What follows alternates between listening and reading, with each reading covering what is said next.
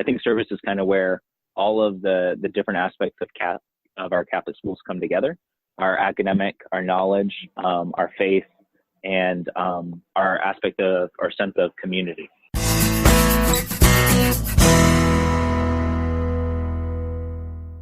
Hey, and welcome to another episode of the SMA Audio Experience Podcast. This week we have a special guest all the way from Los Angeles County. We got the whole world here. Last couple of guests we've had locally, but we really wanted to have a special treat for the end of year and focus this episode on some great principals and administrators and leaders of their school. So this week we have none other than Mr. Kevin Donohue. Kevin, thanks for joining the show today. No problem. Thanks for having me. Perfect. Well, the one thing we wanted to touch on is, and we were kind of talking about it before we just started the recording right now, was, kind of showcasing or finding some topics or value-added items for, fellow administrators or fellow teachers looking to, have better relationships, to grow their team. And one of the things where I kind of just researching other principals in other Catholic schools in LA County and San Diego County was I noticed you had a really good blog that you had started, and you're a pretty busy father, Catholic, and a principal and a school leader. We'd love to kind of hear like your 30 to 60-second story, and then also kind of what led me to kind of finding you was, can you kind of tell us the origin story about how and why did the blog start for you? Why did you start? Yeah. So the blog was kind of born out of two or three things. November is National Fiction Writing Month. So there's like a big movement on Twitter to have people write every day. And I'm definitely not creative enough to do fiction writing. So I thought, okay, well, if I want to reflect on my practice, if I want to reflect on my teaching and kind of organize my thoughts in a writing style, what's the best way to share that? And I love Twitter. I love the professional development that I get from Twitter and following people and conversations. But it seemed that kind of a blog format, while maybe a little internet old school, would be a little bit stronger way to share either things that I come across via podcast or Twitter or different blogs or articles I follow, or just my own thoughts on the day and practice and challenges and successes and all kinds of things like that. So November was my challenge month, and I tried to post every day. And I think by and large I succeeded. Thanksgiving week was a little rough in terms of that goal. And now in December, it's calmed down a little bit, probably 2 to 3, maybe 4 times a week that we're in session. Very cool. And with I'm sure when you did that, were you sharing that with your fellow team and at your school that you lead? How did that take on? What were some of the comments and feedback that you got from the team and the staff? So I don't really share that aspect with my faculty. I mean, a number of them know that I blog and will occasionally read entries and or comment on it with me. But right. For me, it's part of my kind of personal growth practice. We encourage our students to write and reflect and journal all the time. And that's something that, I want to model. It is open, so anybody can read it. And I know some of the teachers do check in on it, but it's not something that I really engage in and bring up with my staff, if that makes sense. It totally makes sense. Totally makes sense. And, it's such a great outlet there. Along with your staff, or in your, I'm sure you have a great network of other principals or leaders, and inside education and outside in other industries, that you've known for a while or that you meet at different conferences, etc. What other, mediums or form factors have you really found? You mentioned podcasts. What other things have really you gravitated towards as far as your personal growth path and on utilizing those tools? I think, the big one for me is definitely podcasts, because living in Los Angeles, I do spend a lot of time in the car, and when I'm with my son, we have podcasts that we listen to together that are geared to our Catholic faith or science. And then there are, I listen to podcasts about sports and education, business, Broadway musicals, just kind of all different ways to take time where you're sitting in the car and maybe just daydreaming, and put it into learning time. So it's not wasted.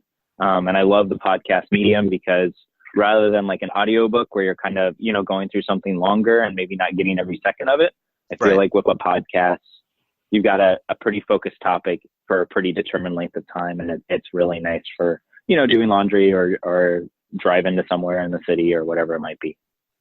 That's very cool. And the one topic that I love bringing up to students or teachers or other parents, because I'm a parent volunteer at the school. Obviously we're doing this podcast session right now, is that idea. I guess it's utilizing the modern tools like in technology and the things that we have around us, but still kind of having this idea of a producer's mindset as opposed to, obviously we're all consumers, right? But there's something that comes with being a producer of something, no matter what scale it is, that I think, and it opens so many things up for you in other parts of your life and other skills that you have. Have you kind of found that as well from your blog writing? 100%. Before I became a principal, when I was teaching my 8th grade class, we did a project on conserving water because this was right during the height of that 2014, 2015 drought time. And the learning really happened when the kids had to take something and create an infographic to share through their social media. And that, I think, is another one of those reasons why, being stuck in our own head or even in our conversations is valuable. But when we have to produce content, for lack of a better word, whether that's a podcast or a blog post or, videos, whatever it might be, that's when we kind of have to process it and organize it in a way that takes that learning and makes it our own. And that's kind of one of the advantages of the blog. Definitely the stories that I'm writing or the thoughts that I'm having to articulate them in a different way than, if it's just a tweet or a comment that I might say to a colleague or a friend or whatever, in a different way that's making them easier for myself to process and understand and hopefully engage with others on and come up with new ideas. Very cool. And have you had other people, that you, I'm sure, you have great relationships with people in person and also that you've met through Twitter and other social media, platforms and everything. Have people like reached out to you and said, hey, I was kind of thinking about doing something, but like, how do I start or where do I start? Or I kind of have some reservations about putting some stuff out there. Have people reached out to you or asked you questions, from that either in person or through social media? Yeah, I think definitely. I've seen, I'm one of those older millennials. I'm 31, and there's definitely a little bit of a divide between, I think, older generations where they're not used to kind of opening themselves up like we know many of our students do nowadays on Instagram and Snapchat. And although I'm definitely not someone that's throwing pictures of my kids out there all the time or this is what I had for lunch, I do think it's important to have that openness. And it is a little bit of a trust fall where you're thinking, okay, who could read if I'm sharing a story about a parent. If I'm sharing a story about a teacher, is this appropriate? So I do keep that in the back of my mind. That's what I tell other people.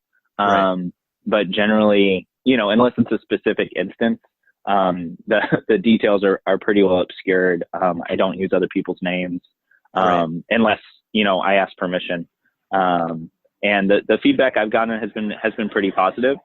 We're blessed with great leaders up in Los Angeles, a great principal community. And, I've had a number of other principals kind of just reach out and say, hey, I was thinking the same thing, or I really like that you shared this. And it's really spun off some conversations, which hopefully can help us all grow. Awesome. And I know we both know she was a past guest on our podcast. Leslie, she has a new role in I think the Archdiocese of LA, for Catholic schools like with STEM teaching. Can you kind of share with how like how working with her, I know she works with all the schools out there. How's like STEM been going with your, what stage is your school at STEM? Is it still like, is it budding? It's at the beginning stage, kind of exploratory, or are you guys in the thick of things in the middle, or you're kind of, veteran under there where you're like, hey, we got a solid, 5, 6, 7 years of kind of pioneering this stuff. We feel really good about it at our school. Yeah, I think we're definitely in the budding stage. This is my second year at St. Joseph's in Hawthorn. And when I came on board, the previous principal who was retiring had kind of kicked off STEM as a special, a weekly special for each of our grades, K to 8. And, my goal moving forward has been to kind of kick that up a notch and say, all right, are we isolating this as a special, or are we integrating it into what it means to be a student at St. Joseph's? And we've been blessed with a great new faculty member, Dr. John Wick, who's kind of come in and, with his experience, he was in Orange County previously. He's come in and he's really energized the kids in our middle school and helped our STEM lab kind of grow a notch and have a bit more vision, a bit more planning. And I'm excited to see where we go with that for sure. And just in the broader Archdiocese to have an initiative that Leslie's leading, both with St. John Paul II High School, which is going to be a STEM-focused high school up in the Valley, and this idea of a network of STEM schools with a Catholic mindset, I think is just so valuable. Awesome. We're really blessed to have her leadership, Dr. Susan Abeline's leadership as well, supporting Leslie. And it's similar to what the Archdiocese has done with our dual language schools, where we now have, I think, about 10 or 15 schools that support each other around dual language initiatives. To build kind of the same idea for STEM, I think is the next step. That's amazing. That it's really invigorating, really powerful to hear that, of leaders kind of taking that, and it always boils down to that basic, right? Building a network, building a common group of people with common causes and views, and they're there just to support each other regardless of where each other individually is at, right? So that's really cool. Very cool. And what for, at your school, obviously we're recording this towards the end of December 2018, and the fun part that we love for the podcast is having past guests. We have a former student. He didn't graduate at St. Michael's, but I think we've had him on like 2 or 3 times, and right now he's currently, I think, in his 2nd or 3rd year at UCLA, and he's just also like recently started it's a business focused on women's like knee injuries and having like girls like sports athletes focus on proper training techniques and all this great stuff so that they can help cut down on the injuries, like for particularly like knee injuries. Do you like what amazing things have you seen, some of your alumni, your graduates, who are like in high school or going into college, or former students, like what things have you been amazed with, stories that they brought back to you? Yeah, I think, whenever I think about Catholic schools, I think our number one takeaway is that our Catholic schools do encourage our students to kind of push out and be problem solvers in a way. And the great thing about STEM is that just gives them the tools to hopefully to tackle bigger problems and be more inquisitive about what problems they're going after in a scientific or engineering sense. Mm-hmm. So, we have graduates come back all the time, and what they're doing in high school, both Catholic high schools and charter or public, is identifying those problems and hopefully taking that mindset of service that we have in our Catholic school and bringing it to the next level where, they're dreaming of what they can challenge and what they can change. That's cool. That's very cool. And I couldn't leave, I think closing out our conversation, on that word of service, especially with us in our Catholic faith, it's at the center of so many things, right? Service to others, and to things, to things bigger than ourselves, bigger causes, and everything, and kind of passing that on. Is there, like when you've had some of the, conversations or, the end of year celebrations or talks with your team, with your staff, have you kind of shared any words of wisdom or great resources or topics to them that deal in that line of service on that topic of service? Yeah, we so actually right around Thanksgiving, we revisited our root beliefs that we'd come up with back in August. And we took a really hard look at that and said, all right, what is the basis for what we're doing here as teachers for our broader community? And we revised them. And I think kind of what came out of that experience was the centrality of our faith and the fact that, as teachers, we believe that our vocation is learning. And whether that's our own learning or sharing our learning with others, it's definitely something that we've been working on together. And the great thing kind of moving forward here is each one of our classes does a service learning project. Obviously, our TKK, that looks very different than what our middle school students are doing. But just having them be aware and making it personal is fantastic. We have an eighth grader who's a cancer survivor, thanks be to God, for 6-7 years now. And he's a spokesman for an organization that supported him during his time with cancer. And the whole class is kind of gathered around him. And that's going to be our big focus in spring for our eighth grade class is how can they support this initiative and other children, that aren't in their class, but are around the country battling cancer and helping support them through donations, material goods, or even just information and prayers. So I think service is kind of where all of the different aspects of our Catholic schools come together. Our academic, our knowledge, our faith, and our aspect of our sense of community. Very true. So true. Amazing. And, we always like to have this be a great platform to help out, our guests. Is there anything that any question, to those listeners where, you would like any feedback or anything that we can help support, of your school or yourself, is there anything that if you like to, share with us that we can, look at some more information, donate, commit some time to for volunteering? What can we do to help, with sharing this with our listeners? Yeah, I think the big thing for our school is we're definitely in a growth mindset. So you can visit our website, Saint Joe.online. We do have a donate page, But I think the big thing for me as someone who grew up in Catholic schools across the country is even just being aware of the Catholic schools in your area. Obviously we'd love the support in Hawthorn. We're an inner city Catholic school, but at the same point, there's Catholic schools in your neighborhood that are struggling with similar things to what we are. And just having your time, your talents, and your treasure, I think is something that we can all use. Amazing. Very cool. And, if any other teachers or people would love to reach out to you on, on social media or what's your preferred platform, for them to go find you if they want to conversate with you in further detail? Yeah, I think professionally, definitely my Twitter account. I probably spend too much time on Twitter, but my handle's KMDRA06. And then there's a link on there to my blog and feel free to email as well. I'm always open to dialoguing and just learning more. I think that's the great thing about social media and the internet is that it's an opportunity to learn so much from people that you would never meet in person.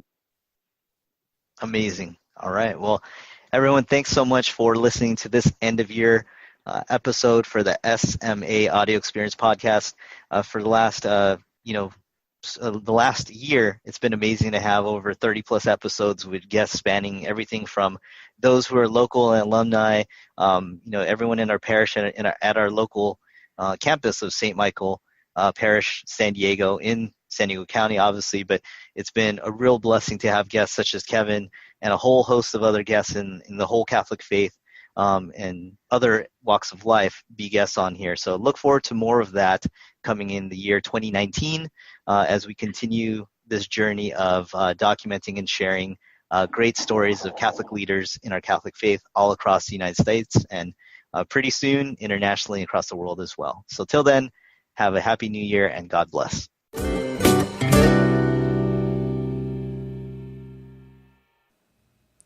Thanks again for listening to another episode of the SMA Audio Experience podcast, brought to you by St. Michael San Diego's Technology and Social Media team. For more information, go ahead and visit our website at www.smasandiego.org. On Facebook, Twitter, or Instagram, we use the common handle or username of SMA San Diego. So you can definitely reach out to us there, leave a tweet, a message, a post, a comment. We'll be happy to engage with you, answer all your questions, and really join in part of sharing the St. Michael San Diego story on social media and on the internet and also via the podcast. So thanks again for listening. Take care, and we'll hear you next week.